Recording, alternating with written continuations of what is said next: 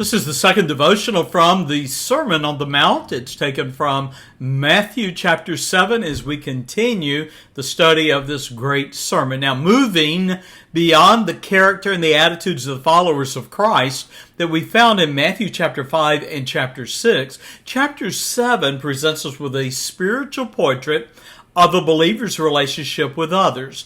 And it draws a contrast to the pride and sinful attitudes of the Pharisees. Now, I'm going to invite you to consider with me in this beautiful chapter only the first 5 verses, which is the focus of this devotional. Matthew 7, verses 1 through 5. And here you have what I am suggesting to title A Call for Righteous Judgment. Now, you know, as we live in the 21st century, the mantra or the call of the 21st century society is, don't judge me, or you don't have a right to judge me.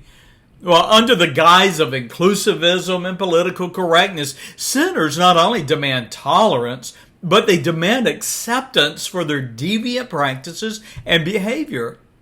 Some quote Matthew 7 and verse 1 to support their assertion to be above judgment.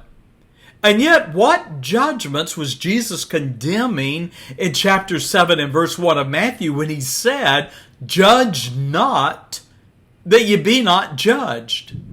Surely Jesus was not condemning all judgments. After all, he reserved some of his harshest judgments for the Pharisees. You can look in Matthew chapter 23 and verses 13 through 36. There you will see 8 condemnations of the Pharisees. And the Lord calls them hypocrites, false prophets, wolves in sheep's clothing, blind men. And so we understand that Matthew 7, 1 through 5 is not a condemnation of all judgments, but an exhortation to not be a hypocrite like the Pharisees when judging. Now, you hear in the background thunder. I hope you'll ignore it as I continue. The Pharisees were guilty, you see, of passing judgment upon others without first examining themselves. Jesus asked in verse 3, "And why behold this?" So why do you stare? Why do you point out the mote or the splinter or the speck that is in thy brother's eye, but you considerest not the beam, or literally the timber, that is in thine own eye? You see, the Pharisees were guilty of glossing over their own sins, but being critical of others. And so in verse 4, the Lord questioned them, "How wilt thou say to thy brother, let me pull out the mote, that little speck out of thine eye? Behold, there is a beam of timber in thine own eye." You know, we had asked another question. How can we as believers make moral judgments and avoid being like a Pharisee? And I suggest the answer is twofold. We should understand the consequences of harboring a critical spirit, lest we fall under harsh criticism from others.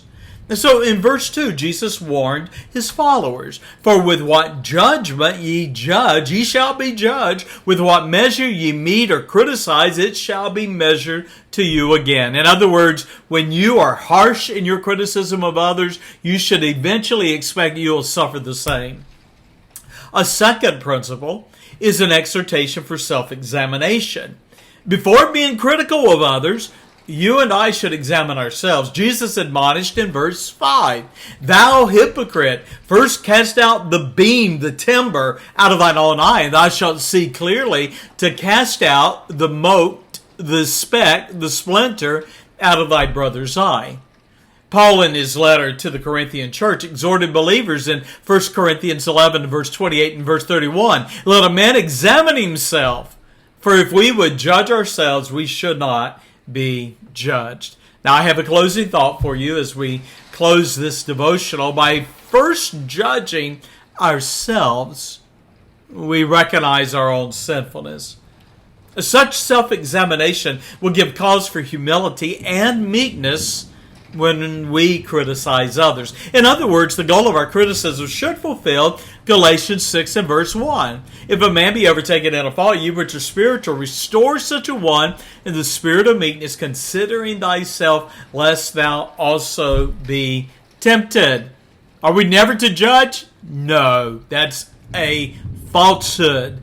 But when we do judge, judge in a way that shows not only that we have first judged ourselves, but that we have a spirit of meekness towards others. Thank you for joining me for today's devotional, and God bless.